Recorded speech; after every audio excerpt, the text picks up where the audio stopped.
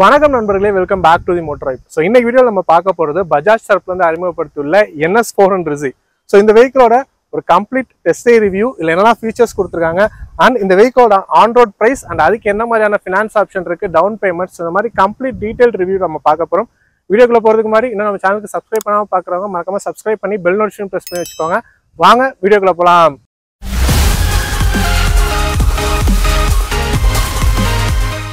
இந்த வீடியோ எடுக்க நமக்கு உதவுனது திருச்சி கண்டோன்மெண்ட்ல இருக்கக்கூடிய Krishna Bajaj. NS 400Z test drive and booking and other Bajaj bikes வாங்கணும்னு விருப்பப்பட்டீங்கன்னா அவரோட கான்டாக்ட் டீடைல்ஸ் ஸ்கிரீன்லயும் டிஸ்கிரிப்ஷன்லயும் கொடுத்துருக்கேன், மறக்காம செக் பண்ணி பாருங்க. பல்சர் NS 400Z இதுல கொடுத்துருக்க இன்ஜின் பாத்தீங்கன்னா நமக்கு பழைய டோமினர்ல கொடுத்திருந்த அதே இன்ஜின் தான். 373cc ஒரு இன்ஜின் கொடுத்துருக்காங்க. ஸோ டோமினர் ஃபர்ஸ்ட் லான்ச் பண்ணும் போதே நமக்கு பல்சர்னுங்கிற ஒரு பேர் தான் அதுக்கு வைக்கிறதா இருந்தாங்க. ரொம்ப நாளா அவங்க கொடுத்துட்டே இருந்திருக்கும் போல. ஸோ இப்போ வந்துட்டு அந்த இன்ஜினை வந்து இந்த பல்சர்ங்கிற நேம்ல நம்ம கொடுத்துட்டாங்க. டோமினர்ல வந்து நமக்கு ஒரு அப்டேட்டட் 399cc இன்ஜின் வரதுக்கான வாய்ப்புகள் இருக்கு. ஸோ அதனால நமக்கு அந்த பழைய இன்ஜினை ஏன் விடணும் அப்படிங்கிறதுல அவங்களோட பழைய ஒரு தாட் அந்த பல்சர்ல வந்து அந்த 400cc கூட நமக்கு இப்போ லான்ச் பண்ணியிருக்காங்க. 400cc ரொம்ப அஃபோர்டபுளான ஒரு பைக்குன்னு சொல்லலாம். இதோட ஆன் ரோட் காஸ்ட்டே பார்த்தீங்கன்னா ஆல்மோஸ்ட் நமக்கு ஒரு 2,30,000 அந்த ரேஞ்ச் தான் வருது. ஸோ அதோட கம்ப்ளீட் டீடைல்ஸ் நம்ம லாஸ்டா பார்ப்போம், வீடியோ லாஸ்டா. இப்போ அதோட டிசைன் எப்படி இருக்குன்னு சொல்லிட்டு பார்க்கலாம். டிசைன் டீமை பொறுத்த வரைக்கும் நமக்கு அந்த NSஓட சேம் தீம் பார்ட்னர் தான் யூஸ் பண்ணியிருக்காங்க. இந்த splitter, grab rails and tail light எல்லாமே நமக்கு அந்த பழைய NSல இருந்து அப்படியே தான் நம்ம கேரி ஓவர் ஆயிருக்கு. இண்டிகேட்டர்ஸ் எல்லாமே வந்து நமக்கு எல்இடியில் கொடுத்துருக்காங்க. ஸோ இப்போ ரீசெண்டாக வந்த NS அப்டேட்ல இருந்து இந்த எல்இடி ஹெட்லாம்ப்ஸ் அண்ட் இண்டிகேட்டர்ஸ் எல்லாமே நமக்கு வந்துட்டு இருக்கு. அது அப்படியே நமக்கு கொடுத்துருக்காங்க. ஹெட்லாம்பை பொறுத்த வரைக்கும் நமக்கு டிஆர்எல்ஸ் எல்லாமே அந்த ஷார்ப் இப்போ NS லேட்டஸ்ட்ல வந்த மாதிரி நமக்கு கொடுத்துருக்காங்க. அண்ட் இந்த ப்ரொஜெக்டர் ஹெட்லாம்ப்ஸ் எல்லாமே நமக்கு N சீரிஸை NS சீரிஸை மிக்ஸ் பண்ண மாதிரியான ஒரு தூம் பிளஸ் ஹெட்லைட் செட்டப் நமக்கு இதில் வந்திருக்கு. அண்ட் இந்த சைட் ஃபேரிங் எல்லாமே நமக்கு NSஓட மாதிரி சேம் நமக்கு அந்த லென்த்தியாக தான் கொடுத்துருக்காங்க. ஓவரால் வண்டியோட வெயிட்னு பார்க்கும்போது 174 கிலோல இருக்கு. அண்ட் இதோட சீட் ஹைட்னு பார்த்தோம்னா 807 mm கொடுத்துருக்காங்க. கிரவுண்ட் கிளியரன்ஸ் 168 mmல இருக்கு. என்னோட ஹைட் பார்த்தீங்கன்னா ஒரு 5'10" இருப்பேன். ஸோ எனக்கு வந்து முட்டி லைட்டாக பெண்ட் ஆகிருக்கு, கால் வந்து ஃப்ளோர்ல நல்லாவே இருக்கு. ஸோ நல்லா கம்ஃபர்டபுளான ஒரு ரைட் பொசிஷன் தான் கொடுக்குது. ஆல்மோஸ்ட் NS 200 அண்ட் 160 எல்லாத்துக்குமே ஒரு காமனான ஒரு சீட் ஹைட், வெயிட் மேனேஜ்மெண்ட்லேருந்து எல்லாமே நமக்கு சேமாக இருக்குன்னு தான் சொல்லுவேன். ஈஸி ஹேண்ட்லிங்காக தான் இருக்குது. ஒரு 400cc நம்ம கேரி பண்ணுறோங்கிற மாதிரியானது தெரியல. 174 கிலோ தாங்கும் போது நல்லாவே அந்த வெயிட் மேனேஜ்மெண்ட் இருக்குது. பர்ஃபார்மன்ஸை பொறுத்த வரைக்கும் நான் ஆல்ரெடி சொன்ன மாதிரி 373cc இன்ஜின் தான் கொடுத்துருக்காங்க. 40 ஹார்ஸ் பவரும் 35 Nm ஆஃப் டார்க்கும் நமக்கு ப்ரொடியூஸ் பண்ணுது. டோமினர்ல நம்ம பழைய டோமினர்ல பார்த்தா அதே இன்ஜின் தான். பர்ஃபார்மன்ஸ் நமக்கு ஆல்மோஸ்ட் ஈக்குவலாக தான் இருக்கு. ஏன்னா சேம் இன்ஜின் அதே மாதிரி தான் கொடுத்துருக்காங்க நமக்கு.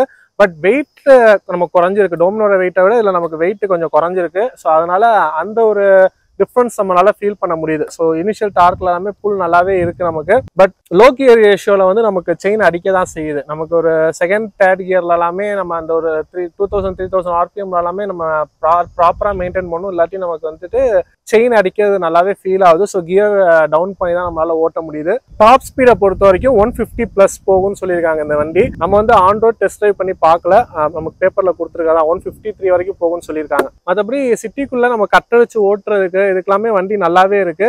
வெயிட்டும் சரி, வண்டியோட சைஸும் சரி நமக்கு நல்லாவே மேனேஜ்மெண்ட் பண்ணி கொடுத்துருக்காங்க. ஸோ அதனால நம்ம ஈஸியாவே வண்டியை சிட்டி டிராஃபிக்ல எல்லாமே ஹேண்டில் பண்ண முடியுது. ஹீட்டை பத்தி எல்லாருமே கேட்பீங்க. ஹீட்டை பொறுத்த வரைக்கும் அஃப்கோர்ஸ் ஒரு 373cc வந்து 400cc செக்மெண்ட்னு வச்சுக்கோங்க. ஸோ ஹீட் வந்து கண்டிப்பா இருக்கு.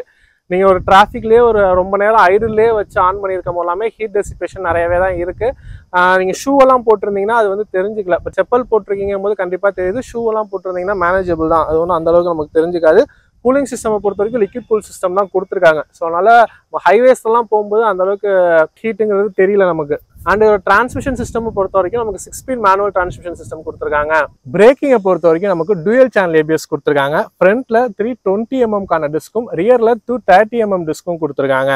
ஸோ வீல்ஸை பொறுத்த வரைக்கும் ஃப்ரண்ட் அண்ட் பேக் ரெண்டுமே நமக்கு 17" வீல்ஸ் வந்திருக்கு. ஃப்ரண்ட்ல 110/70 ப்ரொஃபைல் டயர்ஸும், ரியர்ல 140/70 ப்ரொஃபைல் டயர்ஸும் கொடுத்துருக்காங்க.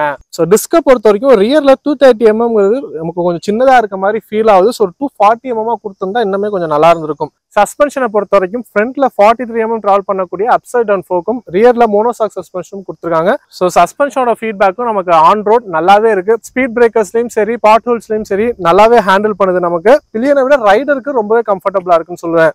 லிவர்ஸை பொறுத்த வரைக்கும் போத் கிளச் அண்ட் பிரேக் ரெண்டு சைடுமே பார்த்தாலும் நமக்கு 5-step அட்ஜஸ்டபிள் லிவர்ஸ் தான் நமக்கு கொடுத்துருக்காங்க.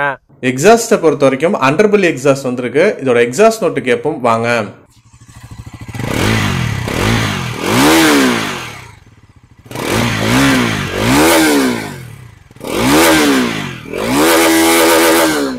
டேங்கை பொறுத்த வரைக்கும் நமக்கு 12 லிட்டர் கெப்பாசிட்டி கொடுத்துருக்காங்க. E20 ஃபியூல் ஆப்ஷனோடய வருது. சுவிட்ச் கியர்ஸோட குவாலிட்டிஸ் எல்லாமே நமக்கு நல்லாவே இருக்கு. ரைட் சைட் பார்த்தீங்கன்னா நமக்கு ஹசார்ட் சுவிட்ச், இக்னிஷன் சுவிட்ச் இதுலேயே நமக்கு வந்திருக்கு. இன்ஜின் ஆன் ஆஃப் உடைய ப்ளஸ் ஹெட்லைட்கான சுவிச்சஸும் வந்திருக்கு. லெஃப்ட் சைட் பார்த்தீங்கன்னா பாஸ் வந்திருக்கு. அண்ட் இன்ஸ்ட்ருமெண்ட் கிளஸ்டரோட கண்ட்ரோல் சுவிச்சஸ், கீழே வந்து இண்டிகேட்டர்ஸ் அண்ட் ஹாரன் சவுண்ட் எல்லாமே நமக்கு இங்கே வந்திருக்கு. இன்ஸ்ட்ருமெண்ட் கிளஸ்டர் கீழே பார்த்தீங்கன்னா நமக்கு யூஎஸ்பி போர்ட் ஆப்ஷன் கொடுத்துருக்காங்க. ஸோ நம்ம இங்கே வந்து மொபைல் ஹோல்டர் அந்த மாதிரிலாம் நம்ம பிளேஸ் பண்ணும்போது ஈஸியாகவே சார்ஜ் போட்டுக்க முடியும். ஸோ அந்த வகையில் இதோட பிளேஸ்மெண்ட் நல்லாவே பண்ணியிருக்காங்க. ஸோ இன்ஸ்ட்ருமெண்ட் கிளஸ்டர் பொறுத்த வரைக்கும் லேட்டஸ்ட் ரைட் நமக்கு ஸ்டார்டிங்லேயே வருது. நல்லாவே ஒரு ஸ்போர்ட்டியரான ஒரு இன்ஸ்ட்ருமெண்ட் கிளஸ்டர் தான் சொல்லுவேன். டூயல் செட்டப்பாக நமக்கு கொடுத்துருக்காங்க. ஒரு டிஎஃப்டி டிஸ்பிளே ப்ளஸ் ஒரு எம்ஐடி டிஸ்பிளேயோட வந்திருக்கு. ஃபுல்லாகவே டிஜிட்டலில் தான் இருக்குது நமக்கு. ஸோ இந்த இதில் பார்த்தீங்கன்னா நிறையவே இன்ஃபர்மேஷன் காமிக்குதுங்க. கொச்ச நிறைய கொடுத்துருக்காங்க. நமக்கு சென்ட்ரா வந்து ஸ்பீடோமீட்டர் வருது, மேலே ஆர்பிஎம் இண்டிகேட்டர், டைம், இந்த சைட் ஸ்டாண்டோட வருது, இந்த இடத்துல gear indicator and riding modes எல்லாமே இங்கே இருக்குது. ஓடோ ஃபியூயல் இண்டிகேட்டர் நிறைய இருக்குது. அண்ட் மற்ற நோட்டிஃபிகேஷன் சிம்பிள்ஸ் எல்லாமே மேலே வந்திருக்கு. அண்ட் இந்த எம்ஐடி டிஸ்பிளேல பார்த்தீங்கன்னா நமக்கு ட்ரிப் டீடைல்ஸ் எல்லாமே இருக்கு. And main menu, vehicle info, connectivity, trip bike, lab timer, settings, அந்த மாதிரி விஷயங்கள் எல்லாமே இருக்கு. ஸோ அந்த வெஹிக்கல் இன்ஃபோல போனால் நமக்கு ரைடிங் மோட்ஸ் எல்லாமே சேஞ்ச் பண்ணிக்க முடியும். பிரைசிங்கை பொறுத்த வரைக்கும் இது நமக்கு சிங்கிள் வேரியன்ட் தான். 1,85,000 எக்ஸ்ஷோரூம் விலையை அறிமுகப்படுத்தியிருக்காங்க. ஸோ இதோட ஆன்ரோட் காஸ்ட்னு பார்க்கையில 2,30,30,000 பிளஸ் வரும். ஸோ இது வந்து ஷோரூமுக்கு ஷோரூம் கொஞ்சம் மாறுபடலாம். அது அவங்களோட இன்சூரன்ஸ் கம்பெனி டைப் வச்சிருக்கிறது பிளஸ் அவங்க கொடுக்குற ஆக்சரிஸ் எல்லாமே பொறுத்து இது கொஞ்சம் முன்ன பின்ன மாறுபடும். அண்ட் இதோட டவுன் பேமெண்ட் அப்படின்னு நம்ம பார்க்கும்போது மினிமமா 40,000 ரூபாயில இருந்து இதுக்கு ஃபினான்ஸ் ஆப்ஷன் பண்ணலாம்னு சொல்லியிருக்காங்க.